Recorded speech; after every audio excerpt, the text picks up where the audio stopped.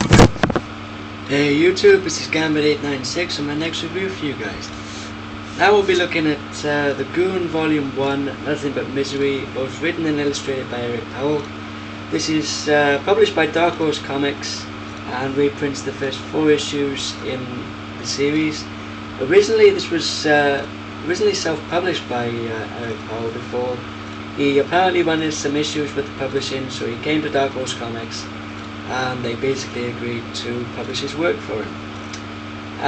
So, I mean, just from the get-go, I mean, look at this cover. I mean, just look at it. Is that cool or is that cool? I mean, this is just great cover design in my opinion, and the best part is that the artwork on this cover actually matches the standard of the interior artwork as well, which sometimes with some graphic novel series or comic books or whatever you want to call them, sometimes the cover looks better than the interior art, sometimes it's the opposite where the cover looks terrible but the interior art is pretty good. Anyway, so let me just give you a brief look at some of the artwork. Let me see if I can find you guys a good example. Let me see. Here we go. So here you go. Here's the first page, which is essentially a double-page spread from obviously the Goon's got this giant octopus on his car, which you obviously saw just then, and actually let me just find another one. So here's an example of a cover for an issue. Again, these look great.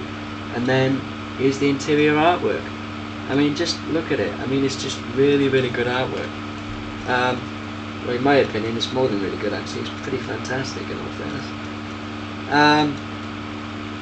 So, what's the premise of the story? Well, the story follows the title character of the Goon, who was this big muscular guy who was a mob enforcer, and he's also a leader of the let me just try and pronounce this name correctly, the Labrosio mob, and their purpose is to basically protect the inhabitants of Lonely Street from hordes of undead zombies being created by the zombie priest. Let me just try and find you a good shot of the zombie priest a second.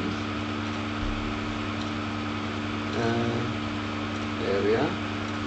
There's a pretty good shot just there of the zombie priest. Basically what he wants is to cause general, havoc and mayhem and basically take over the Goon's criminal territory. Again, there's another great example of the artwork. Look at this double page spread. Just look at it. This is just absolutely I haven't seen anything like this in any comics that I've read recently anyway, and I've only been seriously collecting my my collection of graphic novels now for roughly about the past 2 years. So yeah, so this is different to anything I've ever seen in terms of artwork in comics. Let me see if I can find here we are. This little guy down here in the fedora in the bottom left panel.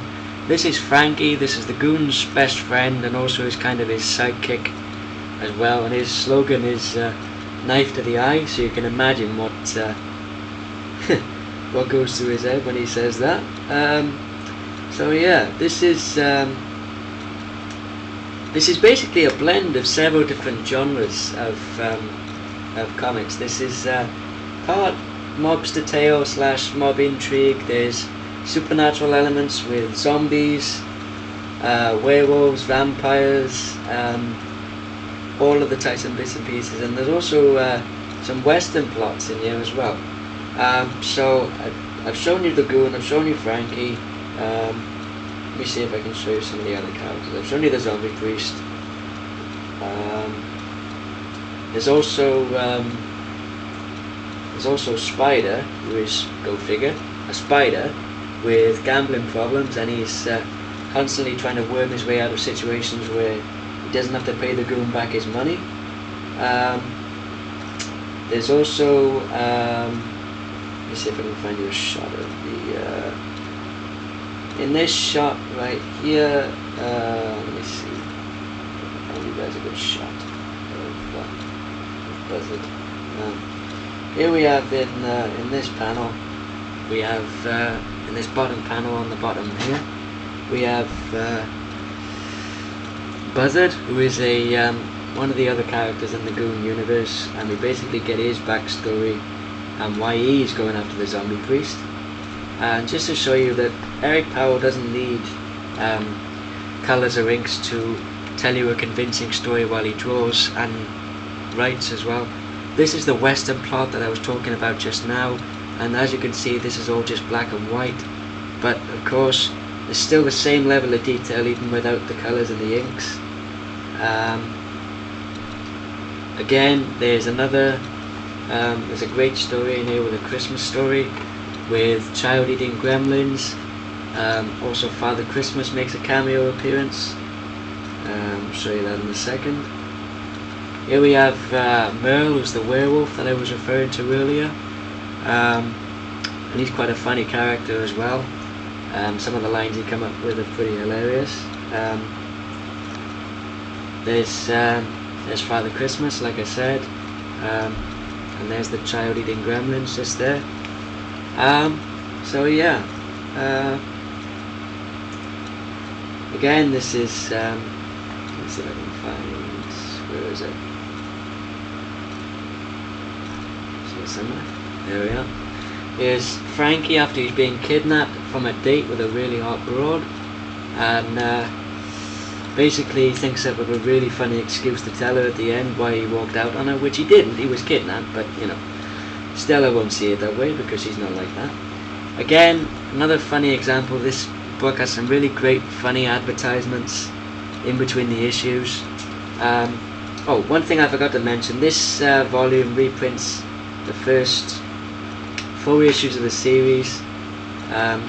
Here's an example of the cover galleries that I can show you. There's one there, and there's one there. So basically, like I said, this is a blend of several different genres. So who's this going to appeal to? Well, I was originally recommended this by my comic book guy in Nostalgia of Comics in Birmingham. I basically said to him, I'm looking for something different, can you recommend me something? And he recommended me this title. So I picked this up and I fell in love with the series.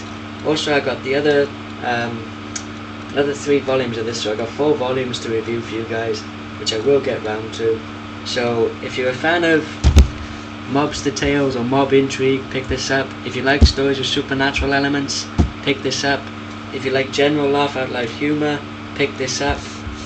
If you like great artwork, great characters, great storytelling, pick this up. Just to give you an example of how good this series is, it's won 5 Eisner Awards already, so if that doesn't tell you that it's any good, hopefully this review will, and hopefully I'll spark somebody's interest in this series. There's also a volume 0, which is the first 3 issues that Eric Powell self-published before he came to Dark Horse with this particular volume. So yeah, I mean, if you're looking for something different, like I said, and all the other reasons I just outlined, pick this up. So please comment, rate, subscribe what you thought of the video, and if you're going to pick up this series, possibly based on my recommendation, or if you're going to do a bit of research and then maybe pick it up. So thanks a lot guys, this is Gambit896 signing off.